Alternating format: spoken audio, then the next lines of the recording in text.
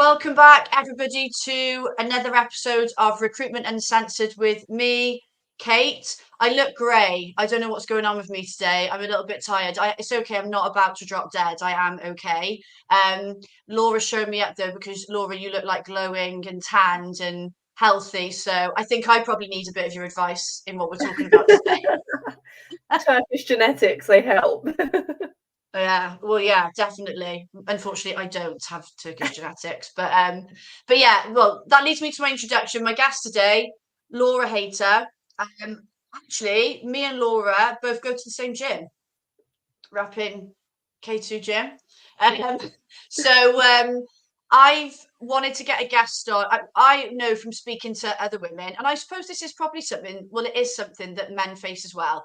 But I know from a lot of the women I spend time with in the recruitment space that this is something that we talk about a lot. And I also struggle with this sometimes as well. So I've brought you on today because I know this is something that you work with women on a lot, how to balance work, fitness, nutrition when they're career driven. And just for anyone watching, Laura comes from the recruitment world. So she helps people outside of recruitment as well, but she gets our world, our life, the stresses, the strains, how busy we are. So before I move on to my first question, anyone watching, if you've got a question for Laura, chuck it in the comments. We'll bring as many up as we've got time for. But if there's anything that you think of after, you can contact Laura separately, and at the end I'll tell you where best to contact her as well. Okay. If you got your little is it Tobes, little Toby on your lap there? Yeah. Do you want to see Do you want to him? show him to everybody? Oh, he's a little sleeping beauty right now. Oh, is he sleeping? Yeah. Oh, look at him. Oh, Laura's got two dogs, but this is her new puppy. Yeah, so he's How sleeping on my lap. He literally looks like a little baby. I know, Hey, he's so giddy. He's not even a kilo. What? Yeah. What diet is he on? Oh, look at him. He's adorable. Yeah, but He's going to sleep away then while we're talking. Yeah. But yeah, let's get cracking. Yeah. So, first one for you, which I know is going to be a biggie for lots of people watching. So how can people prioritize their fitness and nutrition when their workload is fucking mental? Because let's be honest, right? We all know what days in recruitment can get like. It's like, isn't we were talking about this a little bit before we went live, weren't we? So how can people prioritize it? Yeah, so I love this question because there's so much that you can actually do with fitness and nutrition to get you ahead of the game. And when you actually understand how nutrition works, how fitness works, and when we're talking about fitness and nutrition as well, it's more than literally just what you're doing in the gym and the food that you eat in. It's like your whole well-being, your whole self-care. Yeah. So we want to use all of that to elevate you. But when you actually understand how these things have positive impacts and benefits on you, you can then use them to your advantage. So probably the easiest way for me to give you a really good example of this is talking about one of my clients, Gemma, who's a recruitment director. So she runs a team of 40 members of staff. She had some health goals. She wanted to lose, well, we've lost 3 stone in the last 5 months. She wanted to lose weight. Wow. She wanted to feel better about herself. She wanted to have better energy, better confidence. So we worked on all of those, health side of her goals as well. But when we started doing that, she actually started to improve her energy levels, because nutrition has a huge impact on our energy levels. Massive. So we improved her energy levels, which then gave her better concentration, better creativity, better resilience, because she was feeling more stable. She wasn't overwhelmed. She wasn't frustrated. And then as a result of all of these things that we went away and implemented, she actually just secured the biggest contract of her career for £60 million. She's That's amazing. Yeah, huge. She's managing a team of 40 staff. She's got pets, she's got social life, she's got everything else going on in her personal life. She's on the road half of the week. So we really use these things to elevate her in her career, to give her more time back. So that's probably the easiest way that I can show you how these things do that, like something tangible. But if we go a little bit deeper, right, we actually need to understand how nutrition works. So personally, for me, the morning is where I work best. It's my biggest work block. So I don't have any carbohydrates first thing in the morning until I go to the gym. And that's because I want to prioritize high fat, high protein, because both of these things are actually going to regulate your hunger hormones and keep you feeling fuller for longer. And particularly fat, it's something that a lot of us have been brought up to fear, thanks to like Slimming World, Weight Watchers. You know, we don't want to eat fat because then I'm going to get fat. Yeah. But it's just called fat. Good for you. Yeah, it's metabolized completely differently in the body. It's essential for our hormonal function, and it satiates us and it reduces feeling of hunger, which is what we want, right? Because you want to feel full, you want to feel satisfied, and you want to be able to get on with what tasks that you have at hand. So we can really use nutrition to elevate us inside our work. And then once you do that and you start working more efficiently, you know, you'll be on your BD calls and you'll be like on fire because you've got the flow there. You're not stumbling over your words. You know exactly what you're doing. You're just like on actual fire. So you're going to be getting ahead that way. And it's going to be reducing your workload because you're able to get ahead by more efficient. Yeah, 100%.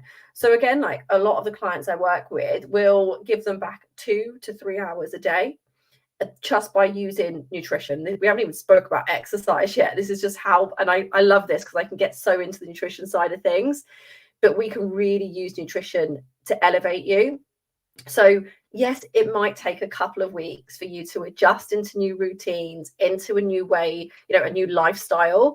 But once you have adjusted and you've got that knowledge and you've got that support, it becomes really, really easy to sustain. Because you're seeing, you know, all of these results, and then you have the time to go to the gym because you're not having to work overtime all of the time. You're not having to get into the office early. You're not having to work weekends. You're able to get your work tasks done within that set time. And obviously I know in the world of recruitment things change at the drop of a hat, and sometimes we do have to get in early, we do have to work late. Okay, I'm not saying those things will stop, but you'll be more efficient with the way that you're working. So you'll get your workload done and you'll be able to make time for the gym and for all of these other things that, you know, you want to do outside of health and fitness. Maybe it's some hobbies or catching up with friends, because those things are equally as important as well. Yeah. So yeah, I think we were talking about this as well before we went live about how, and you know, I sometimes do it myself. I catch myself doing it, is you kind of separate, like, work is over here and my fitness and whatever else is over here. But as you just pointed out, actually, where by looking at work first, and looking at, like you said, like, okay, what are the times of day that I work really well, looking at nutrition, how you can boost your productivity, which then naturally allows you to prioritize your fitness, because then you can work that into that routine. So you're actually both are still a priority. It's not like one has to go before the other. Yeah. But you're then able to make that time for it, aren't you? And everyone's, I think, like what you said there about, like, everybody is different. Like, I've always been super productive in the morning, but I know some people that have always found them more productive towards like the end of the day. You know, so it's just kind of like working around that and using your food. Like, obviously you can enjoy it, you don't have to eat like really basic chicken and rice meals, but like using it to fuel you when you need it. Because, like, I think I said this before we went live, like, I can't bear it when, like, I go into some recruitment offices and people are drinking like cans of Monster for breakfast. I know. I can't do it. It's like, what are you doing? I just don't get it. But that's because you're not looking after yourself. You're waking up, you're tired. So often what I see is you're waking up, you're hitting snooze on your alarm, and then you hit snooze on your alarm, so you barely have time to make a proper breakfast. So you grab some crumpets or something. You rush getting ready, so you feel like shit. Exactly. And then you're drinking a coffee on the way in, or first thing a Monster on your desk. So you're already behind because you haven't set yourself up for success. You're in this low energy state, not to get a little bit too like woo-woo here, but you're in a low energy state because you're feeling crappy about yourself as it is. You've not put yourself ahead. You've not done anything to lift your energy to make you feel good. And when we're in roles like recruitment, every aspect of recruitment is sales, whether or not you're directly selling. And that requires you to be in a certain state, in a certain like energy, because people will pick up on that, and that's going to be how you show up. So you're immediately on the back foot. Whereas imagine if you woke up before your alarm, you felt fresh, you had a good breakfast, you've done some form of self-care for yourself, and doesn't need to be anything longer than 5-10 minutes. Okay, might be journaling, might be meditation, whatever it is. You get into the office calm, not rushed off your feet. You start your day clear-minded and level-headed, not frustrated thinking, oh my god, my boss is going to kill me because I'm like 3 minutes in past 9 and that's illegal in recruitment to show up then. And it just spirals then, doesn't it, if you're in that sort of pattern. I just don't like I hate rushing in the morning. Like, not everyone, I will get up earlier if I feel, I'd rather get up earlier and not rush than be like, because then I find I'm not with it properly in the day. But yeah, I think I started it this year. I've meditated for a while in the evenings, but I started doing a really short meditation in the morning. As soon as I wake up, it's the first thing I do. It's like a 5-minute one. Yeah. And that's made like a huge difference for me. Like, huge. I know not everyone is into meditation. It could be like breath work or visualization. You could be reading a book or writing in your journal, but I do think there's a lot to be said for having a nice morning routine. Yeah, 100%. And like on that with meditation as well, like meditation doesn't have to be what a lot of people often think it is, like sitting there with your legs crossed, your arms like, do you know what I mean? It's not that. Like, meditation is literally an opportunity for you to clear your mind so that you can think clearly, you can see what thoughts are coming up. And this is a big part of what we teach, right? Is that emotional resilience and that mental resilience as well.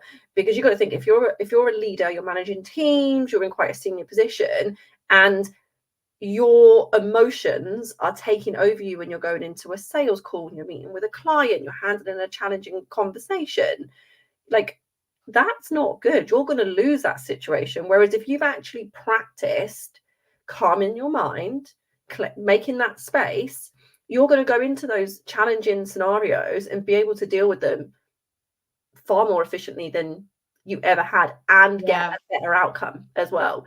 And make sense of without being too, like, I know people call it woo-woo, just make sense of life, like of things that, if you go into that meeting and it doesn't go well, which, we know sometimes it happens, you're able to process it and make sense of it a lot better. But what I wanted to ask you next, because again, I think this is something that as women we can get really hung up on. And I sometimes do as well. I try not to, but I'm obsessed with like numbers and tracking and things like that. So how can women keep track of their progress without getting so hung up on what the scales are telling us? Because that can be really debilitating, can't it? It can. And there are so many ways to track progress. So like, if we're talking about physical progress in terms of, health and fitness, that's going to be things like, how are your clothes fitting? What are your measurements like?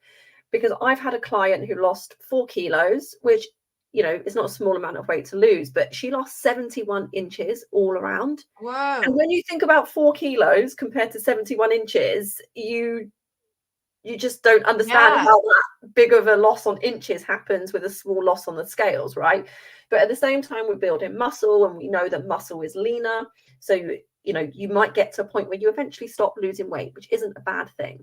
Sometimes I put on weight. Yeah, at certain points in my training, because I'm building more muscle. 100%. Like, I'm gaining weight at the moment and I'm still maintaining my level of leanness.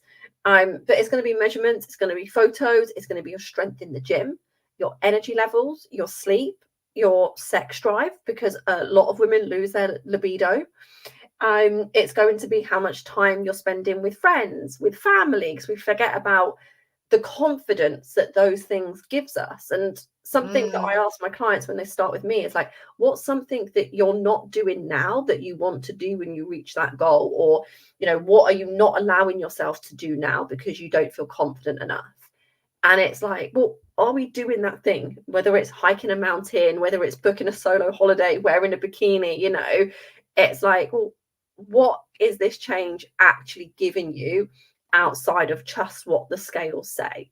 Because that's one small element. It's everything else that goes with it, because we want to lose weight, we want to tone up, we want to change our body for the physical side of it, that it's going to give us. And there's nothing wrong with wanting to change our body, but if we go deeper, it's actually, what is that body going to give us that we don't have now. So they're the sort Yeah. of metrics that we want to be looking at. And then you can, also, how well am I showing up in my business, in my career? Is Yeah. another How am I metric. performing at work as a result of all these positive changes? And I Yeah. think as well, and this is what I wouldn't say I struggle with it, but like I can sometimes forget. Mm. Like as women, we have different bodily cycles to men, right? So your weight, and I don't find I'm the same every month, but sometimes like the week before my period, I have more water retention. So I might put on a pound or two. And it's very easy if you just go by the scales, be like, oh my God, I've put weight on. You haven't, it's like when you go on holiday and you go on the Yeah. piss for like a couple of days or whatever.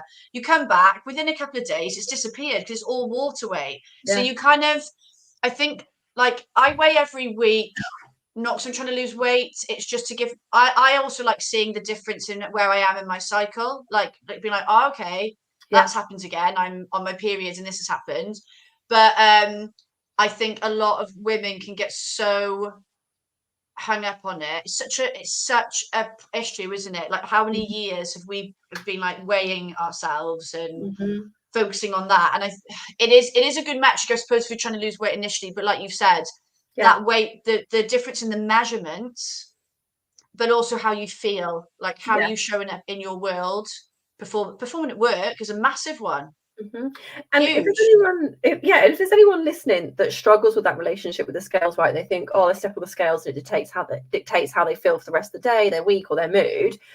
Weigh yourself every single day, because you will see how much your body fluctuates for absolutely no reason. And it's really, really interesting that one day you might wake up a kilo heavier, the next day a kilo lighter, and you'll just see all of these fluctuations that happen naturally. Some you can explain, Yeah. some you just have no bloody idea why.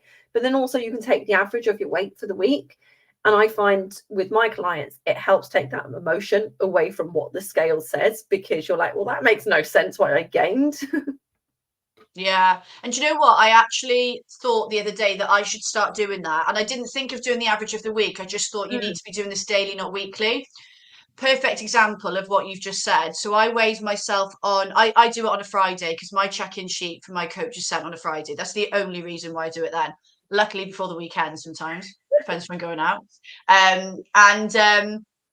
I was like, I put on, I don't know, a couple of pounds or a pound or something. The next morning, I thought, I'll just weigh again, back to normal. Yeah, it happens, honestly. There's no reason for it. Yeah. There's just no reason for it. So we've got to remember that, like our bodies, is it men have a 24-hour bodily cycle and we have at the Yeah. 28 or Yeah. something, isn't it? Yeah. Yeah. So we just can't go by that, I think. You can't. No, not at all. Not at all. And this is No. why you really want to understand the cycles of your body as well, and like track your period, pinpoint all of, Yeah. when you're That's feeling been good. useful for me is tracking my period. Yeah, and quick little tip, side note, off topic slightly, but very important. Something that I do in my business is I don't plan any big marketing events, big pushes, anything like that when I'm approaching my period. That's all done around ovulation and the first half of my cycle, when I know that I've got the energy and I can show up and do it, not when I'm like tired and just want to be sat on the sofa eating chocolate, napping. So Yeah. use your cycle to your advantage, because there'll be different points where you can do more. Or sometimes for me, it's like, oh, I wonder why I've been a psycho today. And then I'll go on Yeah, my period track and I'm like, makes that's why. sense. Yeah, makes sense. Makes sense. Yeah, no, I think like all of that is really good advice. And actually, this next question I was excited to ask you because I was talking to Kim, my friend Kim, Green Umbrella Kim, for anyone else that's watching. And this is something that I know that she struggles with. And when I do on the road stuff with clients, oh my God, this stresses me out, is staying on top of my nutrition on the road. Like I had scenarios last year in the summer, I was in Wolverhampton a lot, where there was nowhere healthy for me to go out and eat. Yeah, I was literally going to Co-op and having a packed lunch for my dinner to just yeah, try and stay on track on the road. So like, yeah, what tips would you give for staying on top of this? Because a lot of people yeah. watching will be like here, there, and everywhere. So this is like, it's challenging. Okay, I'm not gonna lie and be like it's super easy to do. It comes with its challenges, but we can do things to make it easier. And I think a lot of this comes also down to the mindset that we have. So real simple things. If you're in and out of services, okay, best options are going to be going for high protein, fat sources, fibrous food. So like M&S is my best friend when I'm on the road, because Yeah, they've always got really nice like deli. Think Mediterranean diet, right?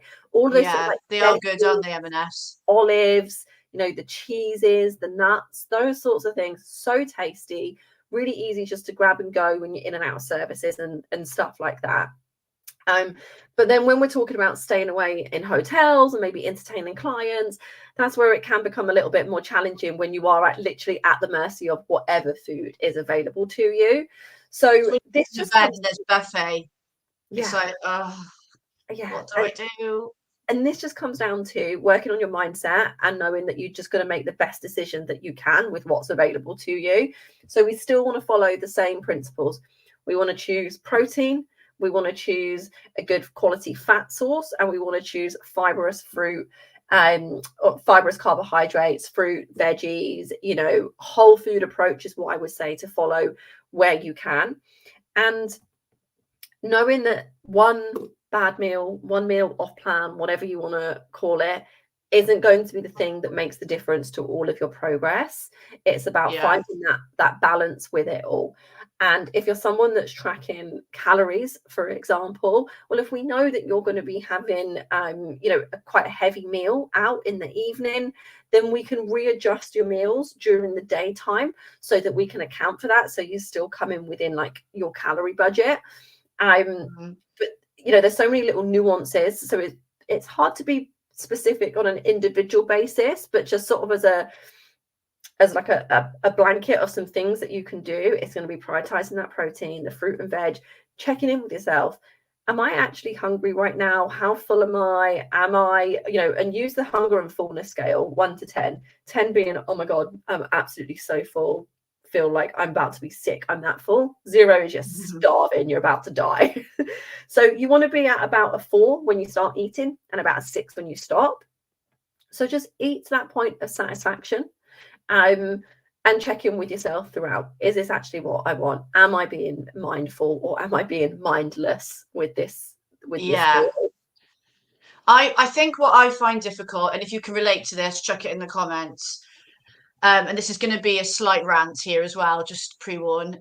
What I find really annoying, actually, it's not difficult, is work events or expo social thingies. When you don't want to drink and you don't want to eat loads of the shitty foods, and I get so frustrated because it's like people don't let it go. Yeah, they Like, it's like, don't. oh, you on a diet? Or like, why are you only drinking water? Like, at least have a Coke. Like, or like, oh, are you? And it's like, I'm just trying to be consistent and look after myself. And Yeah. yeah, I don't want to get pissed. Thanks. And I I don't think, want to go off the wagon. Like, and I find I almost am already, I'm preparing myself for it before it happens and trying yeah, not to let it bother me too much. But yeah, it's like, oh, it's just annoying. It's because it's not the norm. yeah, But yeah, it's difficult. It's difficult sometimes, like that. And that's some people, when sometimes people will be like, this is where you said about the mindset thing being yeah, important. You've got to keep that strong mindset, because otherwise it can be very easy to go, oh, do you know what, just to shut them up, I'm just going to eat what I want. yeah, yeah. And Not what I honestly, want, like, you know what I mean, I'm just going to go wild. yeah, But but that's I not can going to get you completely anywhere. understand, because it's like, so I'm the odd one out for like looking after my health and my well-being, and you're not, for not caring about it. Like, I always find Yeah. that really, really bizarre when people judge you for making good Well, health it's like, choices. but you're tiny, you don't need to watch what you eat. I'm like, I'm not doing it to lose weight and be I, skinny. That's not my mission. yeah, no, I'm with you there, and it's so challenging. But this really is like the mindset side of things. Like, I remember when I used to work in the office, like I'd have alarms going off. This is when I was really peak into bodybuilding as well back then, right? But I'd have alarms going off for when to like eat my meals. And they'd be like, oh, like Laura's in the kitchen heating a Tupperware up again. And I'd be like, yeah, but like I feel good doing this. This is benefiting me. It's helping me show up as I am. And, it's the reason I've been able to create the body that I've got, the mind that I've got, because I've got these practices and I respect myself to do these things.